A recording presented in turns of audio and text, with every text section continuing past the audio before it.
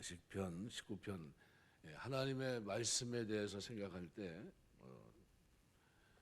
결점이 없는 완벽한 책이다라고 하는 것을 우리가 인식할 수 있게 되는데요. 그래서 C.S. 루이스는 이렇게 성경에 대해서 다음과 같이 말합니다. 과학은 끊임없이 변하고 있으며 인간의 언어는 끊임없이 폐허가 되어가고 있다. 철학은 계속적으로 자체 주기를 순환할 뿐이며 제국은 끊임없이 흥망성쇠의 과정을 반복할 뿐이다.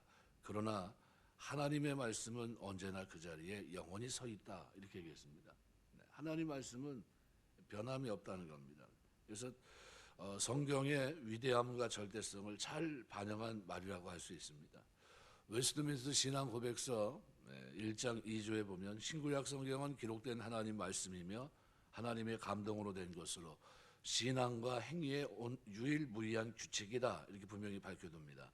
그럼 내 삶의 유일한 규칙은 말씀이라는 겁니다. 변함이 없는 진리의 말씀을 따라 우리가 살아가는 동안 살아야 되고요. 오늘 본문의 시인은 11절에 이렇게 말합니다. 주의 종이 이것으로 경고를 받고 이것을 지킴으로 상이 크니이다. 우리가 하나님 앞에 뭘 가지고 상을 받을까? 말씀을 따라간 의의 길, 말씀을 지키고 인내하면서 이긴 자의 승리, 그들이 쓰는 면류관, 이것이 우리가 써야 될 면류관입니다. 그런 의미로 본다면 성경을 얘기할 때 첫 번째로 성경은 정확무한 말씀입니다. 그래서 인류 역사를 보면 성경의 예언대로 되지 않은 것이 하나도 없어요. 아수르, 바벨론, 페르시아, 헬라, 로마 등 대제국의 흥망성쇠를 거듭했는데 이들의 역사는 성경이 이미 예언된 것이었습니다. 그래서 여기에 대해서 D.L. 무디는 이렇게 얘기했습니다. 성경에 대해서 회의를 품는 자들에게 이미 성취된 예언들은 참으로 당혹스러운 일이 아닐 수 없다. 이렇게 얘기했어요. 왜냐하면 이걸 어떻게 설명할 거냐 이런 얘기입니다. 설명할 방법이 없어요. 하나님이 없다고 얘기하는 사람들에게 정확무하게 이루어지고 있는 말씀들을 어떻게 이미 지나간 역사 속에 나타난 증거들을 어떻게 지울 거냐 이런 겁니다. 지금 한국을 보면서 맨날 우리가 역사 속에서 일제 그죠 어려운 시간을 이렇게 보냈는데 그러면서 우리가 사실은 역사의 맥이 끊이면서 고조선의 역사를 우리가 많이 잃어버렸거든요. 왜 고토 우리나라가 어디까지 우리 땅이었는지 그런 어떤 교육서부터 모든 거를 막 역사 속에 감추고 해왔는데 드디어 이제 드러납니다. 역사 속에서 우리나라의 위상이 발전해 가면서 감춰졌던 부분이 드러나면서 들여다보니까 어때요? 우리 조상들이 대단하거든요. 지금 보니까 이게 뭐 그냥 변방에서 저 동방에 조그만 나라 그 정도가 아니라요. 아주 굉장히 광대한 나라였고 또 영향력도 굉장히 광대했다는 것을 알게 됩니다. 그럼 이 땅을 차지해야 될 텐데 하는 생각을 가지게 돼요. 뭐 때문에요? 옛 역사를 알고 나니까 이게 우리 조상들이 이렇게 움직였던 사람들이구나 하는 것을 알게 됩니다. 참 감사한 거는 지구상에서 가장 똑똑한 사람들이 한국 사람이라고 합니다. IQ가 가장 높고 굉장히 지혜롭고 이렇다고 합니다. 뭐 때문에 그랬을까? 뭐 하나님 쓰시기 위해서 그럴 수 있다고 생각이 되겠지만 하나님 말씀을 접하면서 우리에게 이런 은혜가 오지 않았나. 100년 전 이 땅의 어둠을 깨주시고 이제는 복음 안에서 진리 안에 새롭게 변화시키면서 말씀을 쫓아가니까 하나님께서 이 백성을 일으켜주시고 모든 것들을 회복시켜 주시는 것이 아닌가. 이사야 34장 16절을 보면 너희는 여호와의 책을 자세히 읽어보라. 이것들이 하나도 빠진 것이 없고 하나도 그 짝이 없는 것이 없으리니 이는 여호와의 입이 이를 명하셨고 그의 신이 이것들을 모으셨습니다. 사무엘하 22장 31절 말씀에도 하나님의 도는 완전하고 여호와의 말씀은 정리하니 저는 자기에게 피하는 모든 자에게 방패시로다 그랬습니다. 잠언 30장 5절 말씀에도 하나님 말씀은 다 순전하여 하나님은 그를 의지하는 자의 방패시니라 그랬습니다. 하나님 말씀은 정확무합니다. 우리가 살아가면서 그 말씀이 여러분의 기준이 되시길 주 이름으로 축원합니다. 두 번째로 왜 말씀을 우리 기준으로 삼아야 되느냐? 보편성이 있는 말씀이기 때문입니다. 성경은 정확무할 뿐만 아니라 모든 이들에게 필요한 책입니다. 특정인 몇몇만이 필요한 것이 아니라 모두에게 구원을 받는 진리의 보고이고 또 모든 사람의 삶을 바꿀 수 있는 오직 새로운 길을 성경 외에는 제시하는 것이 없습니다. 기독교인뿐만 아니라 비기독교인들도 일반적으로 수긍하고 있습니다. 그래서 세상에 수많은 책이 있습니다. 내용, 논리가 아무리 고상해도 그 사상이 모든 인류에게 적용될 만한 것은 없습니다. 한쪽으로 치우쳐 있어요. 많은 영향을 주지만 그 영향이 때로는 그릇된 영향이 될 때가 많습니다. 그런데 치우치지 않고 모든 사람에게 다 적용이 되면서 유익하게 하고 살리는 책은 성경밖에 없습니다. 오직 성경이 모두 지역적이고 시대 장소에 따라 제한을 받지만, 그러나 성경은 수천 년 전에 기록됐지만 오늘날 우리에게도 영향을 끼치고 있고 여전히 구원의 날개를 펴고 있습니다. 구원을 하나님을 섬기려고 하는 사람들에게 진리 안에 자유를 줘요. 그러니까 이것만큼 중요한 것이 없는 겁니다. 말씀을 가까이 하며 사는 것이 그래서 복입니다. 그래서 나라와 인종, 사상과 문화, 신분과 계층 제한을 받지 않고 그것을 읽는 사람들에게 놀라운 변화를 일으킵니다. 성경이 수천 년 동안 가장 많이 팔린 책이고 가장 널리 읽혀진 책이라는 점도 그 보편성을 반영하는 충분한 증거이기도 합니다. 무엇보다 궁극적으로 성경을 읽는 자들에게 보편적인 결과를 이루어줍니다. 그것은 바로 성경을 올바로 읽고 올바로 믿고 절대적으로 순종하는 자들에게 하나님으로부터 나오는 유일한 구원이 이루어지고 있다는 사실입니다. 이제 동료 목사가 뭐 기침하다가 죽었다 그러니까 나는 이해가 안 돼가지고, 이 폐가 양쪽이 뭐 이렇게 폐가 있는데 폐 하나는 완전히 죽었고요. 또 하나는 3%가 살아 있었어. 그런 상태로 살았는데, 이 친구가 늘 하는 말이 뭐냐면,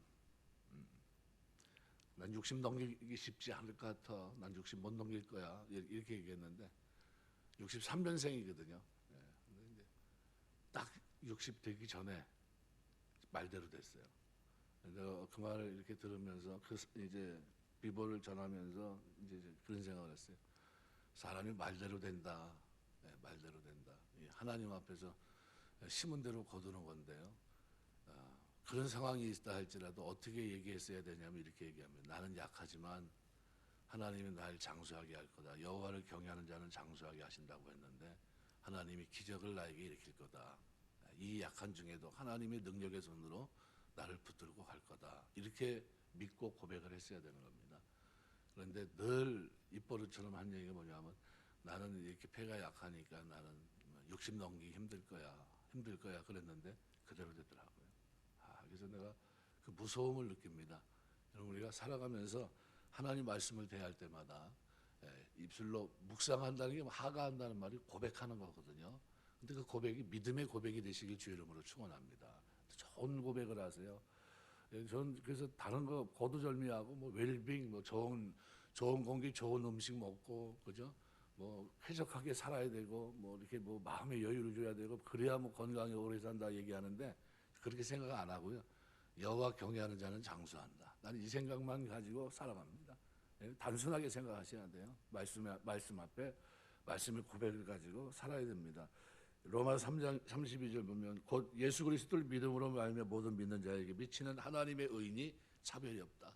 하나님 말씀 보편성이 있어서요. 어떤 사람에게만 좋게 이루어지고 어떤 사람에게만 나쁘게 이루어지지 않습니다. 고백한 대로 하나님 역사하세요.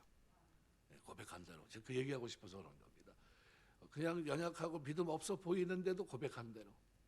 누가 그러잖아요. 그런 얘기합니다. 제가 어디 가서 이제 설교를 하는데 그분이 이 얘기하더라고요.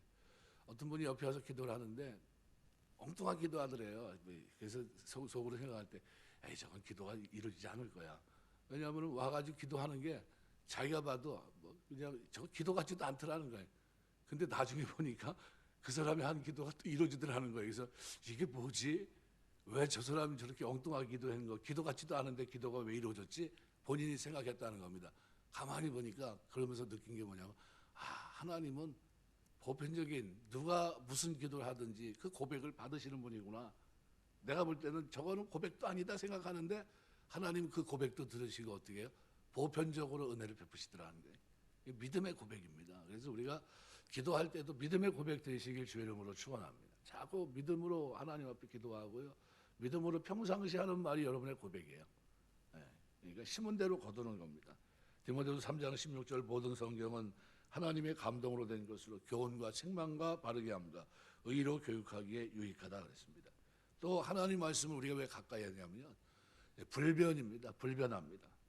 불변하기 때문에 세상이 변하지 않는 게 하나도 없습니다. 그 변화의 속도가 얼마나 빠른지, 10년이면 강산도 변한다는 말은 옛말이 됐고요. 지금은 뭐 그냥 순식간입니다. 뭐 IT는 말할 것도 없고요. 예, 우리가 지금 생각하고 있는 우주공학도 우리나라가 뭐 그런 나라가 될까 싶은데 어때요? 벌써 우주선을 쏘고 있고요. 예, 그 기술과 능력을 갖추고 있습니다. 어마어마합니다. 자고 나면 세상이 달라져요. 나라의 법도 제도도 사상도 이념도 사람들의 가치관도 시시로 바뀝니다. 얼마나 많이 바뀌는지 모릅니다. 세상에는 절대적인 기준인 아예 찾아볼 수 없고 진정한 기준이란 바로 변화 그 자체라고 말하는 이들까지 있을 정도입니다. 그러니까 변화라는 말이 오히려 기준이다. 이 정도로 얘기할 정도로 변화가 빠르고 변화가 많다는 겁니다. 그런데 성경은 변한 적이 없어요. 그 많은 세월을 겪어오면서도 성경은 여전히 어떻게 해요? 진리의 복음입니다. 변한 적도 없거니와 수정이나 보완한 일조차 없습니다. 읽혀지는 시대나 장소가 달라졌지만 여전히 1.1획도 변한 적이 없고요. 지금도 여전히 불변합니다. 읽혀지는 왜냐하면 성경은 결코 변할 수 없는 진리를 담고 있고 그 자체로 충족한 것이기 때문에 변할 수도 없고 보완할 필요도 없기 때문입니다. 이 말씀을 가까이 할 때 오늘 우리가 변화될 줄 믿습니다. 그래서 이사야 40장 6절에서 8절 보면 말하는 자의 소리여 가로되 외치라 대답하되 내가 무엇이라 외치리까 가로되 모든 육체는 풀이요 모든 아름다움은 들의 꽃 같으니 푸른 마르고 꽃은 시든 여호와의 기운이 그 위에 불미라. 이 백성은 실로 풀이로다. 푸른 마르고 꽃은 시드나 우리 하나님의 말씀은 영영이 서리라 하라 그랬어요. 하나님 말씀은 과거 현재 미래 그대로 1.1획도 변함없이 이루어집니다. 마태복음 24장 35절 천지는 없어지겠으나 내 말은 없어지지 아니하리라.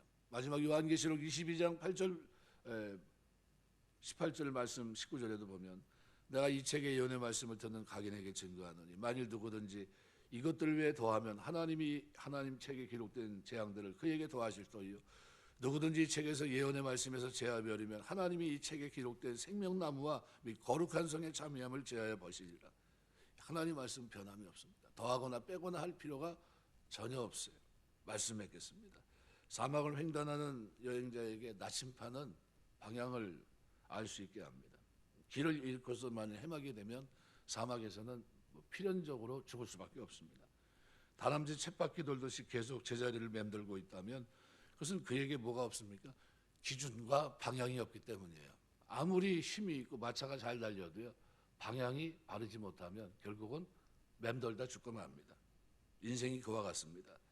진정한 성공을 거두기 위해서 어떤 분명한 기준, 방향이 있어야 되는 것처럼 우리 인생에도 바른 방향과 기준이 있어야만 성공적인 인생을 살아갈 수 있는데 그 기준이 어디 있습니까?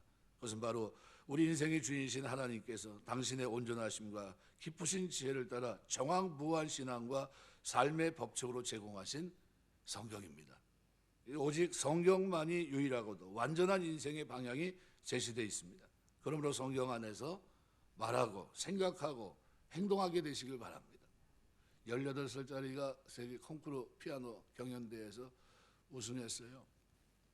근데 이 친구가 인터뷰하는데 이런 얘기를 하더라고요. 뭐 어떤 얘기를 했냐면 자기가 지금 거장들의 그 생각을 자꾸 사색하고 또 사색하는 이거를 자기가 나름대로 하다 보니까 자기의 생각이 깊어지게 됐고 이제는 감정적으로 연출할 수 있게 됐고 그것을 피아노 치는 선율에 담을 수 있었다. 그런 얘기를 합니다.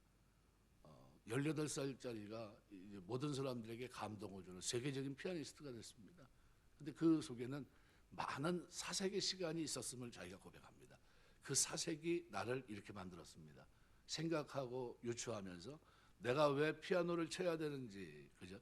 이것이 다른 사람과의 관계과의 어떤 관계가 있는지 여기에 대한 답을 얻으면서 말 그대로 위대한 피아니스트가 됐습니다. 역사의 무대에 등장했어요. 앞으로의 길은 탄탄대로일 겁니다. 그 사람을 통해서 피아노 그 선율을 보고 싶어서 그 감동적인 장면. 근데 그런 얘기를 합니다. 악한 생각을 가지면 악한 선율이 나오고 선한 생각을 가지면 선한 선율이 나옵니다. 근데 내가 선한 선율을 하기 위해서 그 감정에 들어가기 위해서 최선을 다했다 이렇게 표현합니다. 사색하고 또 사색하고 하는 작업을 많이 했음을 고백하더라고요. 우리 그리스도인도 마찬가지입니다. 거룩하게 살기 위해서 생각하고 또 묵상할 때 그것이 우리의 삶이 올바른 방향으로 불변의 진리 변함없는 생명의 말씀을 가지고 이 땅을 살아내면서 진짜 정황부한 말씀, 이 보편적인 말씀을 통해서 하나님이 나에게 주시는 은혜를 우리가 이 땅에서 누리게 될 줄 믿습니다. 그래서 우리가 살아가면서 결점 없는 완벽한 책인 이 성경을 통해 날마다 유일무이의 규칙을 가지고 이 땅을 이겨낼 수 있는 승리의 면류관을 쓸 수 있는 축복의 사람 다 되시기를 주의 이름으로 축원합니다. 기도하겠습니다.